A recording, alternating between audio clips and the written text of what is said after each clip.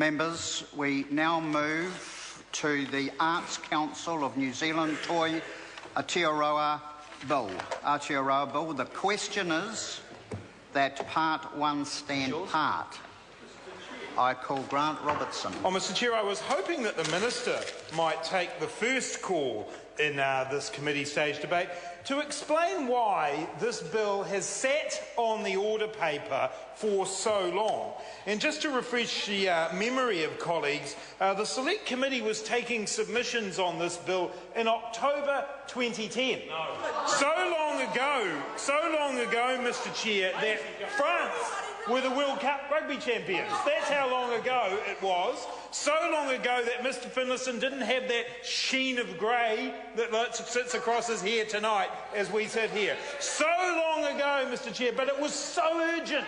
It was so urgent that this bill was brought forward to this House, and yet here we are in 2013, finally the Minister has gotten around to the committee stages of this bill. Well, Mr Chair, on this side of the House, we say that that is typical of the lazy approach to arts from this Minister.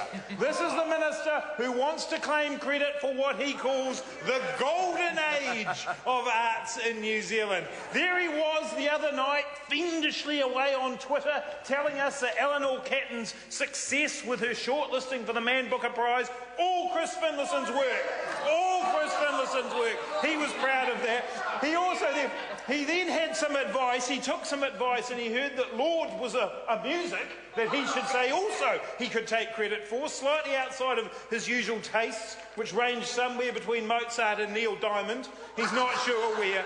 So he took credit for both of those artistic successes for New Zealand. But this bill, Mr Chair, unfortunately... What's that, sorry?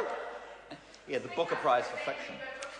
Oh, there's Judith Collins. Once again, bring us back to the big issues of the day from Judith Collins. The big issues of the day. The truth is, Mr Chair, that this is the best that this Minister can do when it comes to bringing a bill to this House about how to encourage and support the creative sector in New Zealand. The best the Minister can do is sit around for 3 years and come back to this House and create a committee. Because that's what the bill does. That's essentially Chris Finlayson's vision for how to turbocharge the creative sector in New Zealand, is to create a committee of 13 people. That's all that Chris Finlayson is bringing to the House tonight. And we would have thought perhaps on this side of the House, and perhaps the Minister will take a call and tell us exactly what it is that's happened over the last few years that has meant that this bill has been delayed. He's obviously been anguishing in his mind. Should it be 13 or should it be 12? Presumably he's chosen 13 because there's him and his 12 disciples. That's presumably why the Minister has chosen the number 13, because I actually note, Mr Chair, that Clause 11 of the bill in Part 1 here allows the Minister to appoint the board. So it allows him to appoint the board. Now, that's not unheard of in these kinds of organisations. But what has subtly been taken out of the legislation, the 1994 Act that we're amending here, is Clause 9, Subclause 5, which allows for public submissions on who might be on the board. So that's subtly been removed to ensure that Mr Finlayson is the person who will control absolutely who is on this new board that is being created. Mr Chair, it has been so long since the House had the opportunity to discuss this legislation, it's worth traversing exactly what it does. So it does create a new Arts Council committee of 13, and it disestablishes at the same time Te Waka Toi and the Pacific Arts Committee.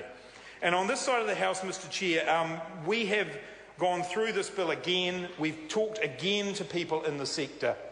And the reality is that this is a missed opportunity by the government to actually do something about making sure that Creative New Zealand, that the Arts Council, which governs Creative New Zealand, is actually in touch with what's happening in the arts community in New Zealand. And unfortunately, that opportunity has been lost.